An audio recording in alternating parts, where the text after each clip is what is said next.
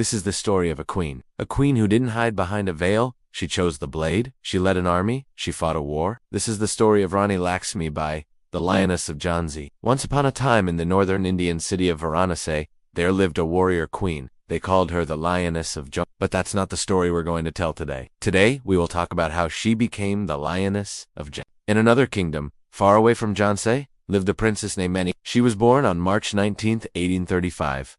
As a little girl, she was full of life, always running around, climbing trees, chasing butterflies. One day, unfortunately, her mother passed away. Little Manikarnika cried for days. But soon she grew up and she never allowed tears to flow again. Instead, she mastered the art of horseback riding, sword fighting, and archery. People would see her riding her horse like a pro. They'd see her fighting and hitting the bullseye every single time. They said, "This girl is no ordinary princess. She is more than a princess. She is a warrior." Now, what kind of a warrior can one be at such a young age? Well, you wait and see. At the age of 14, Manikarnika married King Gangadhar Rao of Jhansi. She became the queen of Jhansi, and her name was changed to Laxmi. By though she was a queen, she didn't get lost in the luxury of the palace. She cared for her subjects, she understood their problems and went out of her way to solve them. After marriage, Laxmi Bai gave birth to a son. Everyone in the kingdom celebrated. The king and the queen were overjoyed, but within a few months, their son passed away. The entire kingdom mourned. Laxmi Bai took a vow that she would do everything in her might to raise an army so that no woman of Jhansi would ever have to go through such pain. Years rolled by. King Gangadhar Rao adopted a child and named him Damodar Rao.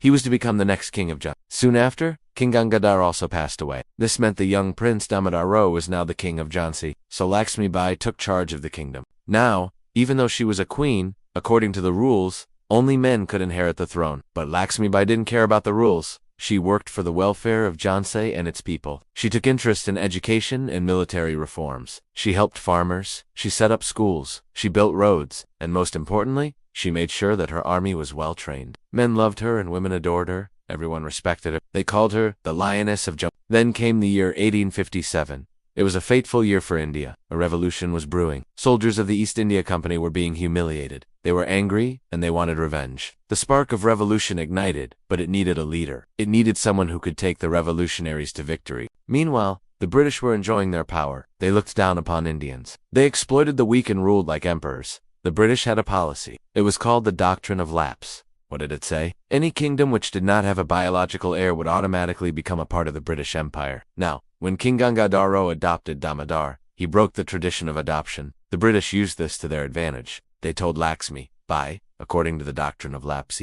"Don't have a son, so the kingdom of Jhansi belongs to us now." Listen to that. Without a biological heir, the kingdom is ours. But Laxmi Bai replied, "I shall not surrender my duty." Those words were not just an answer. They were a revolution. A revolution that shook the foundations of the British Raj. Now, how did Laxmi Bai prepare for this war? Did she surrender to the British, or did she fight for her land? Well, she chose the path of courage. She began building her army. She rallied brave men and women from all over the country. Some joined her willingly. Others, she invited. Gal Kerbai, Sundar Mundor, Morapant, all of them became part of her army. Soon, every home in Jhansi turned into a command post. Secret messages were exchanged. Plans were laid, weapons were sharpened. Each soldier had one aim, to drive the British out of India. And then the revolution of 1857 started. India's first war of independence. Rani stood at the heart of it. With a sword in one hand and her adopted son tied on her back, she would storm enemy camps with a fearless resolve. She didn't think twice before making the ultimate sacrifice. She was ready to give up her life for her country. For years, the Rani and her army fought valiantly against the British. Finally, the British laid siege to Jhansi. Bullets flew, cannons roared, and the battle raged for several days. The British were surprised to see the Rani's brave soldiers defending their fort. They attacked, but each time they were repelled. Finally, the fort fell.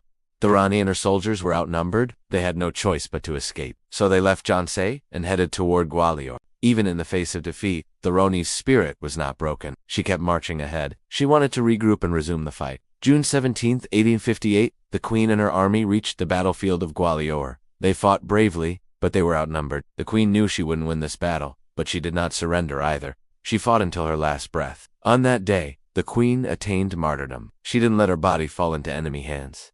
Instead, she died a warrior. She died protecting her land, her people, herself. So what if Jhansi had fallen? The Rani's spirit lived on in the hearts of her people. The fire of Jhansi continued to burn brightly. The Rani had planted a seed of revolution. That seed grew into a tree under which generations sat and drew inspiration. Today, we remember Rani Laxmi Bai, not just as a warrior, but as a symbol of courage. A symbol for every woman who dared to dream big. Rani Laxmi Bai proved to the world that when a woman rises, she can shake empires. Today, we bow down to her valor. We salute the lioness of Jhansi. And as we close this episode, we want to tell you that Rani Laxmi Bai is not just a name, but history itself. History that we must remember. History that we must live by. Because history isn't just to be read, it's meant to be lived. Hey guys, this has been your host. If you enjoyed the episode, hit the like button and share it with your friends. Subscribe to our channel to never miss an episode.